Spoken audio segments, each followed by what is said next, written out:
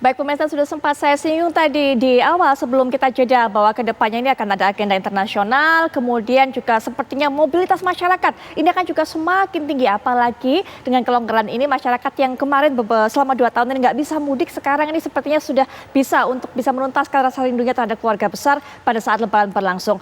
Pak Diki Budiman mungkin bisa berikan pesan-pesannya atau catatan-catatannya apa yang harus dilakukan oleh pemerintah jika memang ini terjadi. Pertama ya kita harus menyadari bahwa setiap ada pergerakan manusia dalam jumlah besar, itu adalah teman akrab dari penyebaran virus, ya, wabah gitu, dalam hal ini. Jadi itu risiko jelas ada. Nah oleh karena itu mitigasi menjadi penting. Dan dalam hal ini kita tidak bisa hanya mengandalkan basis vaksinasi. Ya. Harus ada penguatan. Ya. Jadi kalau ada, selalu saya sampaikan, kalau ada pelonggaran dalam satu aspek lainnya itu sudah kuat atau sudah diperkuat. Nah ini prinsip yang sangat mendasar dalam mengendalikan satu wabah seperti ini. Nah kalau kita akan mengadakan, dan memang kita tidak bisa menghindari, kita presidensi misalnya G20 dan apalagi misalnya di level ASEAN kita ada juga menjadi keketuaan. Nah itu harus sangat diminimalisir. Ataupun ada event-event besar lainnya, mau nanti Lebaran dan lain sebagainya. Nah kita secara umum saya membaginya ada dua kesiapan secara individu atau mitigasi secara individu dan secara institusi atau komunal. Nah ini yang harus dilakukan. Individu jelas vaksinasi ada salah satunya di situ. Tapi juga ada yang sifatnya melekat pada individu. Ya tetap melakukan 5M dengan secara disiplin. Selain itu secara institusi, kita ingat ya, institusi ini bukan hanya punya pemerintah, tapi juga ada swasta dan sebagainya. Kita tahu bahwa penyakit ini penyakit yang ditularkan melalui udara. Sehingga kalau bicara udara, aspek kualitas udara itu yang ditingkatkan. Ya kebetulan saya ahli kesehatan lingkungan juga, Mbak Putri. Jadi kalau bicara kolera, nanti ada Prof juga di sini. Bicara kolera, ya itu kan waterborne disease, ditularkan melalui air. Airnya dikuatkan, kualitasnya supaya kualitas air yang dikonsumsi oleh masyarakat sehari-hari menjadi bersih, sehat gitu dan menyehatkan. Dan ini sama dengan udara. Jadi kualitas udara kita tahu indoor ini selalu 20 kali kurang lebih buruk daripada outdoor. Nah, ini harus diperbaiki. Apa kalau di moda transportasi ya HEPA filter. Kalau di negara-negara maju nih, sekolah-sekolah AC-nya sudah pakai HEPA filter. Bahkan moda-moda transportasinya. Kita ya sebagian yang memang sekolah bagus itu juga sudah ada di Indonesia ya karena saya ada beberapa sekolah swasta misalnya. Tapi secara umum bagaimana harus ada strategi mitigasi. Yang dilakukan tentu di sini kalau institusi ya baik pemerintah maupun swasta. Nah apalagi dalam jumlah yang besar seperti di sini nih di layar tadi banyak ya lakukanlah outdoor misalnya aktivitas. Nah ini yang kita sebut transisi ini, di mana kita juga melakukan banyak kegiatan, banyak pemulihan di berbagai sektor. Itu jelas harus bertahap, sampai kita ukur efektivitas dari strategi mitigasi yang dilakukan. Ya. Karena bagaimanapun kondisinya ini kan berbeda antar daerah, kesiapannya berbeda, landscape imunitasnya juga berbeda. Sehingga kalau pemerintah pusat sekali lagi mengeluarkan satu pedoman, saya kira di level provinsi dan kabupaten kota ini harus betul-betul disesuaikan. Karena tidak bisa sama antara misalnya Jawa dan luar Jawa kesiapannya ya. Dan ingat sekali lagi saat ini yang harus juga dipahamkan pada publik. Pandemi ini belum berakhir. Sehingga kita tetap memerlukan kewaspadaan. Baik. Nah ini mungkin kami berikan kesempatan kepada 3 narasumber lainnya untuk bisa memberikan penutup singkat. Mungkin Prof. Subari terlebih dahulu. Ya, pertama benar kita sedang melandai dan memang menuju ke arah endemik. Namun untuk menuju ke arah endemik ini tetap memang harus waspada. Jadi kalau kita sudah melakukan pelonggaran, tidak apa-apa asal dimonitor, evaluasi amat sangat ketat.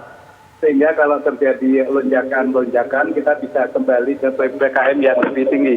Tolong diingat bahwa tadi saya bilang Jogja masih tinggi, positivity rate Jawa Tengah itu paling tinggi, di atas 40%. Jadi memang kita harus bekerja lebih keras agar pelan-pelan bisa makin turun, bukannya makin naik. Jadi tolong sekarang ini masih wajib pakai masker. Baik. Dan kalau bisa jangan pakai masker kain.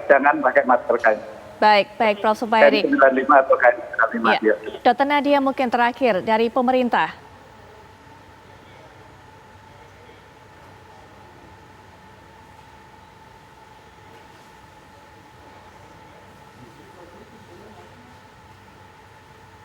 Ya, Dr. Nadia. Baik, sepertinya ada kendala.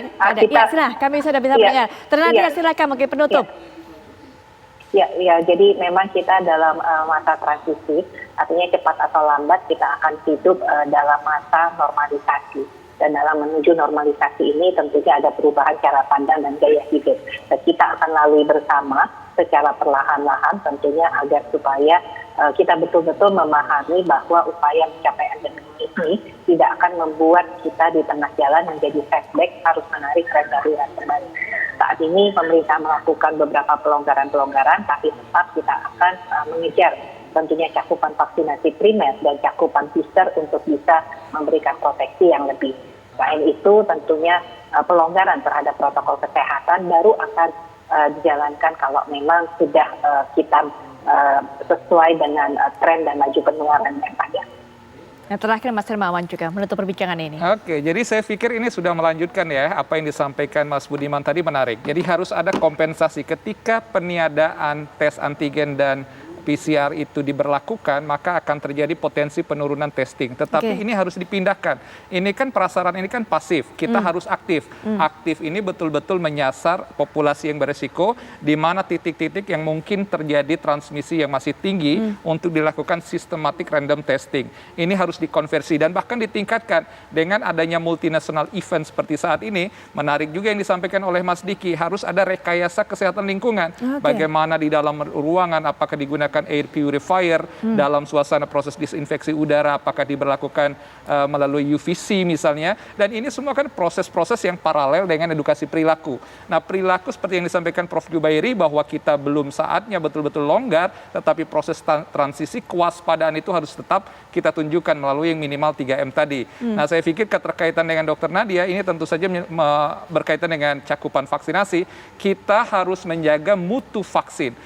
Tidak hanya berkaitan dengan proses persentasenya, tetapi kualitas pemberiannya atau jaminan penyuntikan itu dilakukan pada waktu yang tepat, dengan dosis yang tepat, dengan proses edukasi yang tepat, dan pemantauan yang tepat. Ini jangan sampai juga ada kemubaziran dari vaksin yang sudah kita optimalkan, 70% sudah dicapai untuk dosis kedua dari target, tetapi 70% dari populasi belum. Maka itu upaya vaksinasi ini masih harus terus ditumbuhkan, digencarkan, sekaligus kemauan masyarakat untuk kita siap sedia bila suatu waktu memang jatah kita untuk divaksin ada di sekitar kita. Ini harus kita tumbuh kembangkan sebagai sebuah kampanye edukasi, dan mudah-mudahan sehat dari segi perilaku masyarakat, sehat juga kendali kebijakan terutama 3T, insya Allah sehat Indonesia. Insya Allah. Terima kasih Mas Hermawan sudah datang ke sini dan juga memberikan pandangannya. Terima kasih Dr. Diki Budiman, juga terima kasih sudah meluangkan waktunya. Prof. Zubairi juga terima kasih sekali sudah memberikan pandangannya, termasuk pesan pada pemerintah. Dr. Nadia juga terima kasih sudah menjelaskan kepada kita apa langkah berikutnya, upaya berikutnya dari pemerintah.